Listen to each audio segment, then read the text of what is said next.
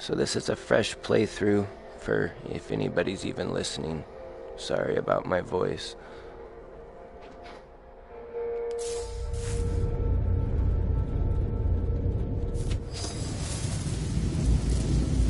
So I probably won't talk a whole lot, just when I respond to shit that's crazy or whatever.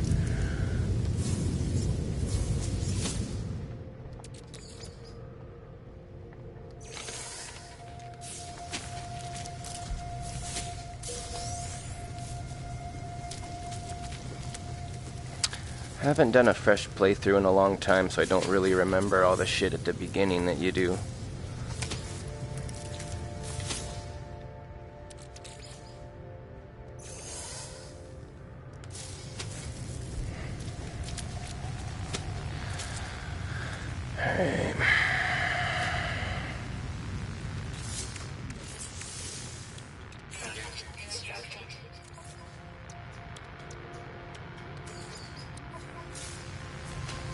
Alright. And some buried tech mods that I can't get because I don't have anything to dig yet. Alright. Next.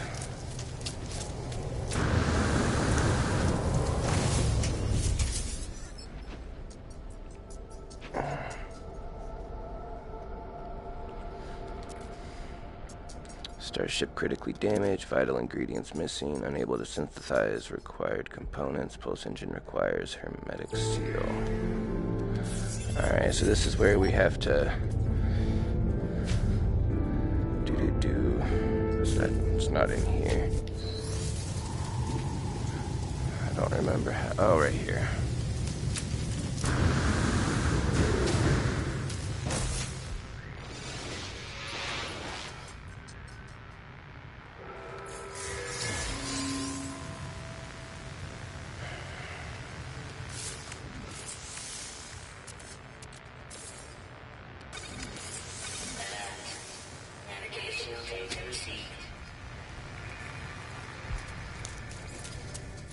Alright, off we go.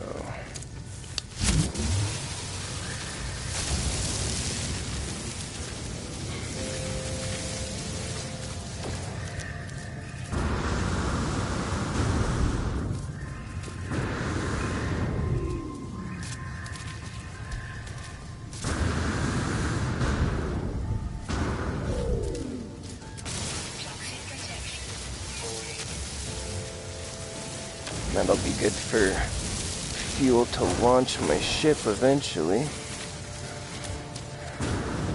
Do need to find some more nitrogen for my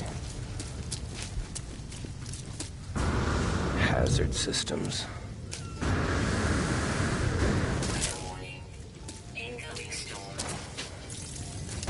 Luckily we're by a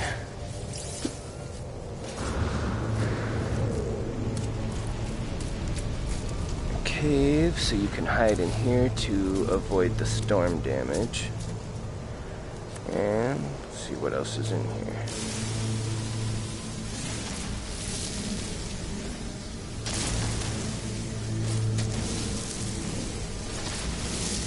And I guess with the new Prisms update, they've redone the cave systems, so there's like new biomes and stuff.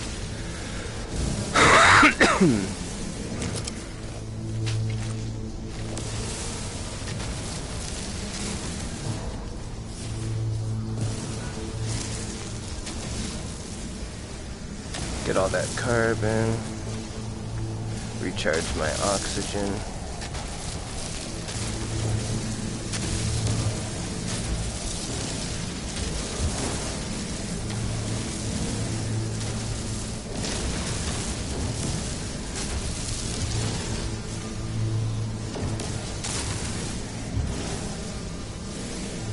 Cobalt's good for crashing the economy. Last time I played, at least. I don't know if they've patched that glitch out. Or not glitch, but it's an easy exploit for hella money.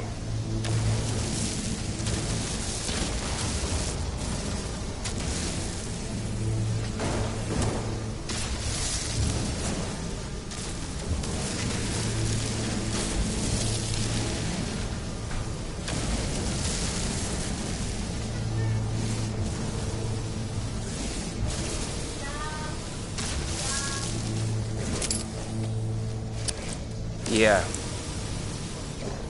Huh? Oh, nothing. Just so I knew it when it'd been an hour. I'm doing a live stream, but I have the microphone audio going. Let's see how long is left until that storm is over. Looks like it's probably done. No, it is not.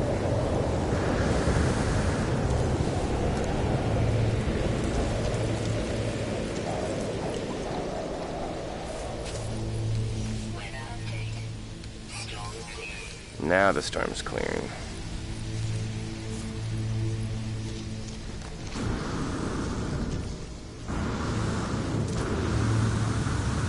One thing about playing in VR is you're not able to do the jetpack thrust glitch where you're able to shoot yourself forward just with the regular jetpack like you can in flat mode. But there is a module you're able to buy for your backpack that will let you jetpack jump boost forward.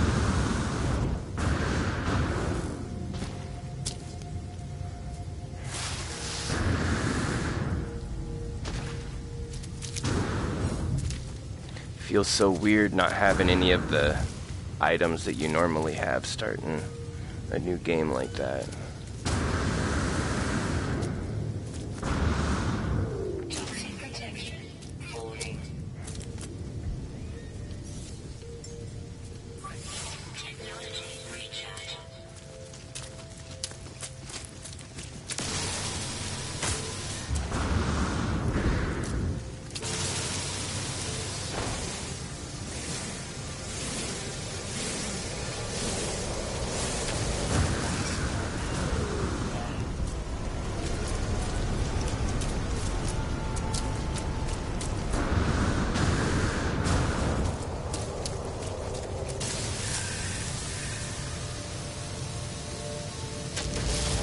Those are like Venus flytraps, but for men. Venus man trap.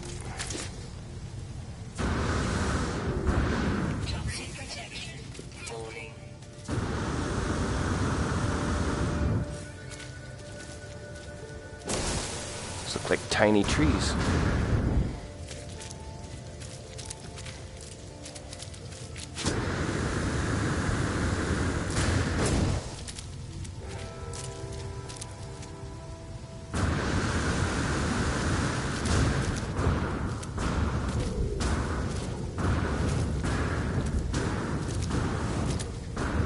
I didn't know you could do quick hops like that.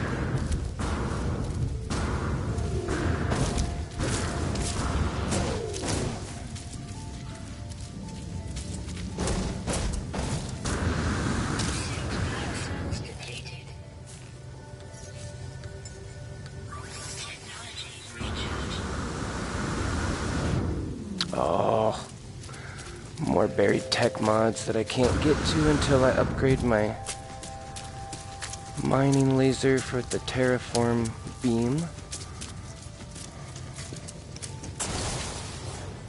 Oops. Alright.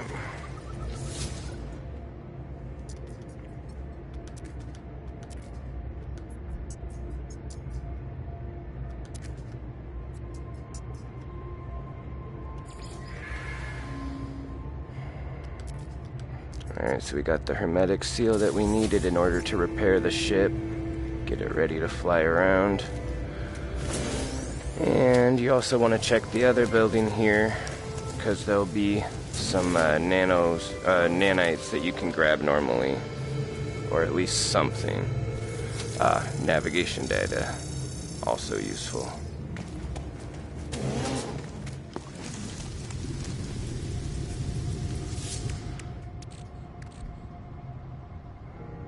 Did it not give it to me? Did I miss? Thought nav data was an item. Maybe it's not?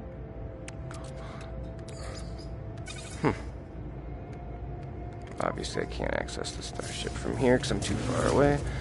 Okay, well, now that we got that, this is cool. But I need carbon nanotubes, of course, because why wouldn't I? Inventory. Begin crafting. In this game, it took me a few times of playing the tutorial before I finally actually enjoyed the game. It was just like, this is too much. Especially playing in VR first and not having played it all before.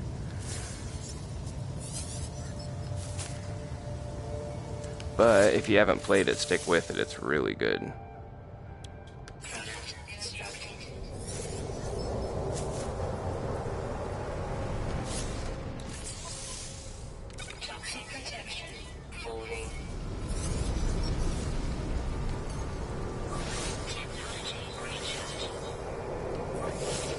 Need more oxygen too. Whoops. Alright. So you can identify creatures using this. You can identify minerals and plants, and whenever you see, you get money for doing that. And once you upload them, which I'll show you here shortly, once you get a few items done and you upload them, you'll actually get nanites, which are the premium currency. And you can see the things you have and haven't scanned because they'll be red as opposed to having a green dot or a green square or a paw.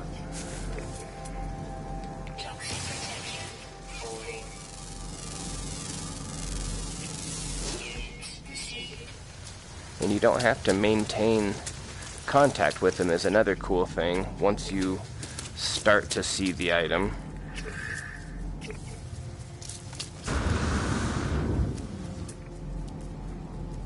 For example, this one.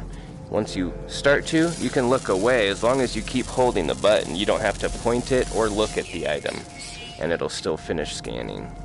Kind of a handy little trick if you're in a hurry. You can scan something and then just keep running while walking. You can't run while you're scanning.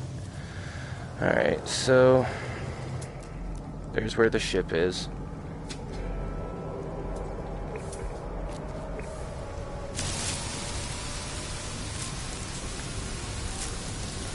One of the coolest things is that you're actually able to name any plants, minerals, and animals and planets that you discover, and solar systems. So, for example, we'll name this,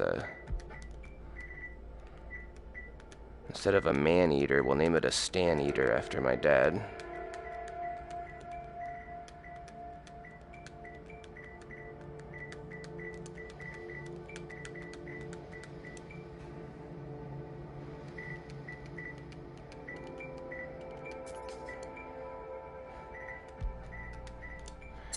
And now that's the name of that plant, and you'll get nanite clusters for having done that. Plus, you can upload it.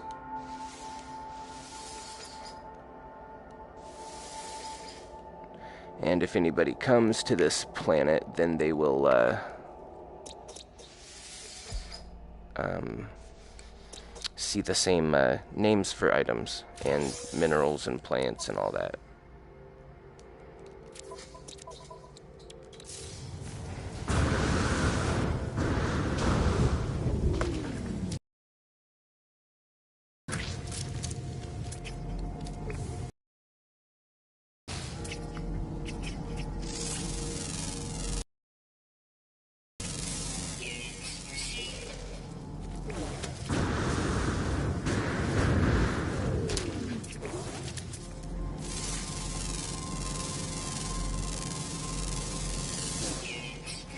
And scanning plants and minerals will also reveal if there's a question marks underneath the first item that it drops. For example, let's say that a plant gives you carbon whenever you pull it or mine it. Sometimes it'll also have question marks underneath of it. And if that's the case, then whenever you scan the item, for example,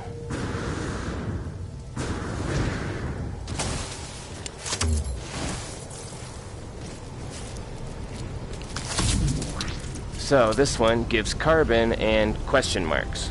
So once you analyze it, it'll tell you what the second item is.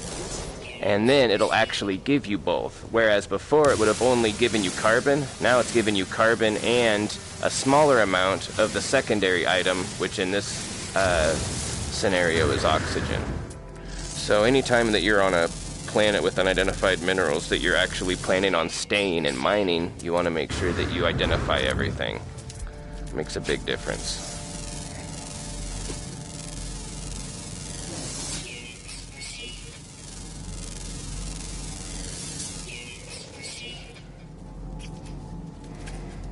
Plus, it just feels cool pointing your little targety gun.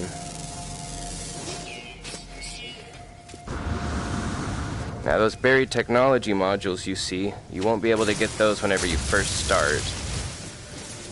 But once you upgrade your mining laser with the ability to terraform the land, you're able to dig down into the ground and get all of those.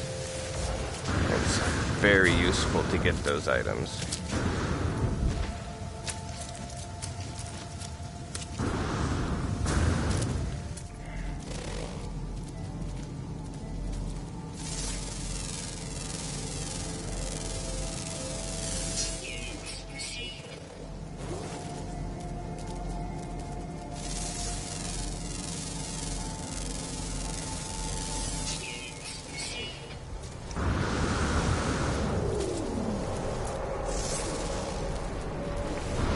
See how now it says Stand Eater? So now anybody that comes to this planet will see that plant as a Stand Eater because I was the first one to have discovered it. Now if you don't upload the plant names and or don't upload the planet, then nobody else is ever going to see those. And the odds are still very small anybody's going to just happen upon it, unless you have friends that play that jump into your galaxy. But it's just fun to be able to name your own plants and animals, especially the ones that you decide to tame and ride.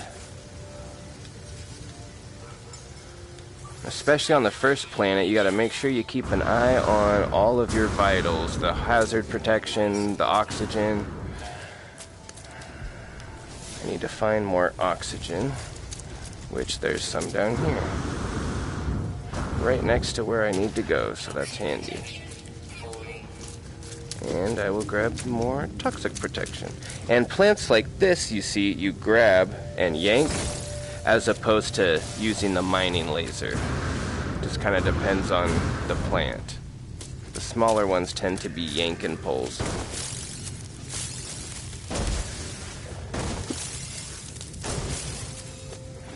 And now,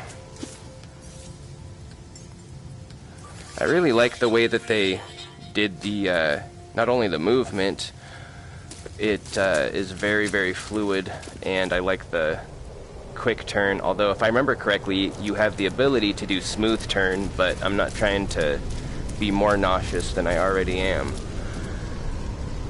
But between that and the menus where you like point to the back of one hand or the other, and then they have more menus inside of that, like it's amazing what they managed to do, especially with a game like this that had such a rough, rocky launch that did not deliver on any of the promises. Didn't even have the multiplayer that they said, and then to turn it into a game like this where they're putting out free major updates every 8 months-ish, it's nuts. And the free VR update, like, come on. Skyrim, you'd have to spend $120 right now if you wanted to buy Skyrim VR and Skyrim Flat, brand new, just digitally for PlayStation.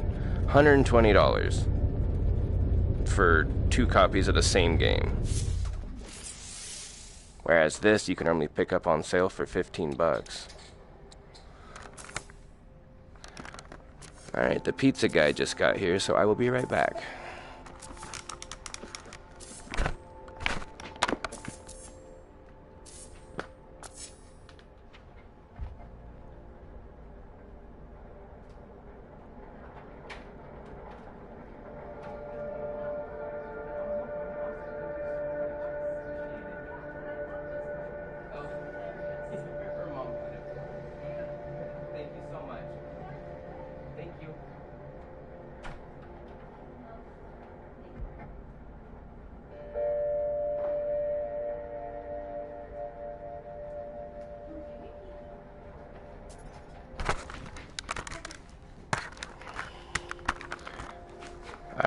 So I'm going to